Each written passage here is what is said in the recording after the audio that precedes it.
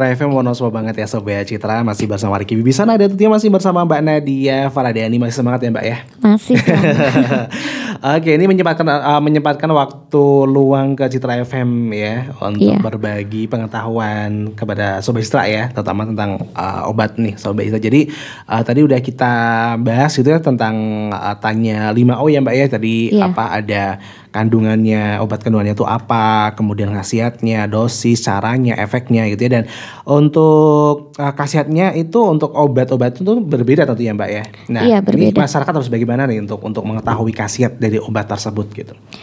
Yang pertama kalau misalkan ke puskesmas itu kan mereka periksa dulu ke dokter ya, otomatis menceritakan gejala yang dialami pasien. Jadi ketika nanti setelah menerima obat, kita menjelaskan obat ini namanya ini, khasiatnya untuk ini.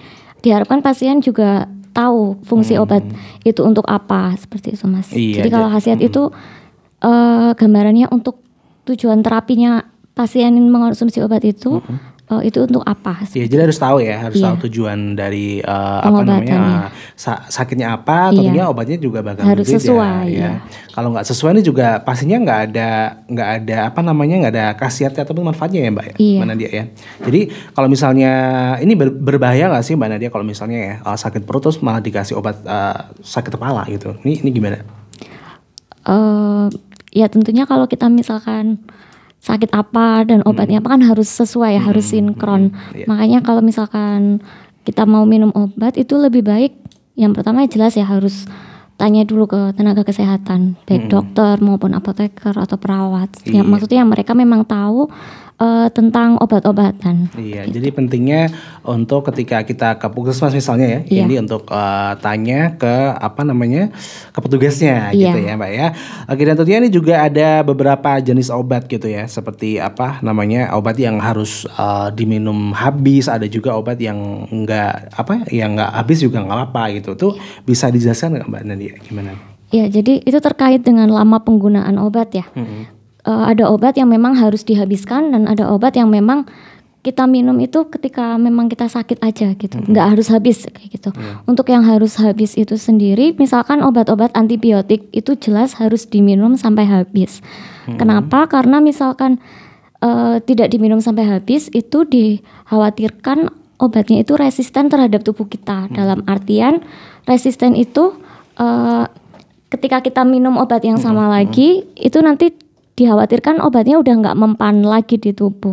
Itu istilah resisten seperti itu. Ya, jadi harus hati-hati ya Mbak ya. Ya makanya kenapa antibiotik itu harus dengan resep dokter. Kadang mungkin orang beranggapan bisa beli antibiotik di apotek gitu tanpa resep. Padahal itu tidak boleh karena yang namanya mengonsumsi antibiotik itu harus dengan pengawasan oleh dokter. Itu untuk obat yang harus dihabiskan. Tapi ada beberapa juga yang memang tidak perlu diminum sampai habis. Contohnya obat-obat pereda nyeri seperti paracetamol atau natrium diklofenak itu tidak harus diminum sampai habis. Kalau nyerinya udah hilang ya udah gitu aja di apa namanya nggak usah dihabiskan gitu ya.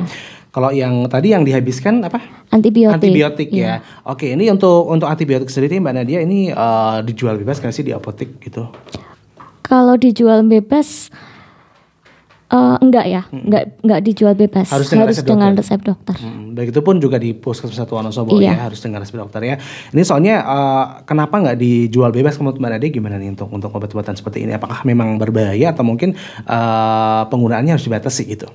Mungkin kalau dibilang berbahaya, bukan berbahaya ya Mas, tapi kayak seperti yang saya sampaikan tadi, karena memang dikhawatirkan kalau misalkan penggunaannya beratnya tidak terkontrol, itu nanti dikhawatirkan antibiotik itu udah resisten terhadap tubuh manusia. Padahal yang namanya kita peneliti itu mencari obat ya, apa sih istilahnya membuat obat itu kan dalam kurun waktu yang lama. Kalau misalkan nanti resisten dan sudah tidak mempan lagi dengan obat itu, tubuh kan udah nggak bisa merespon obat itu lagi.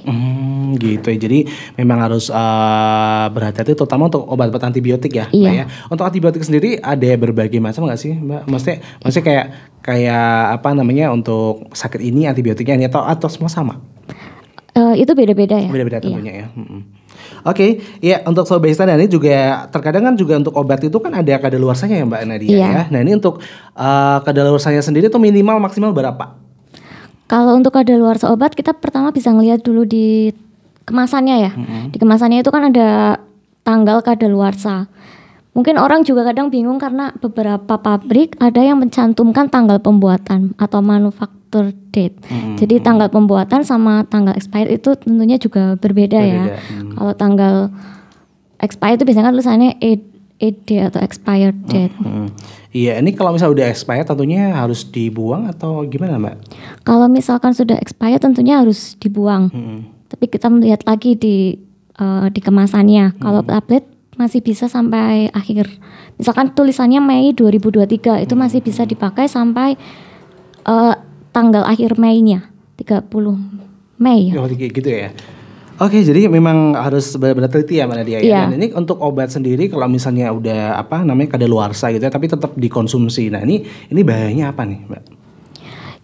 Bahayanya tentunya yang pertama dikhawatirkan obat itu sudah tidak memiliki efek atau khasiat ke tubuh ya. Oh gitu ya? Berarti udah hilang ya? Iya, bisa dibilang efeknya sudah hilang. Dan yang kedua ya ditakutkan memberikan efek toksik ya atau racun ke dalam tubuh. Begitu. Jadi sesuatu yang udah berlebihan ataupun mungkin udah waktunya dibuang tuh kalau misalnya dikonsumsi malah akan berbahaya Mbak Nadia ya.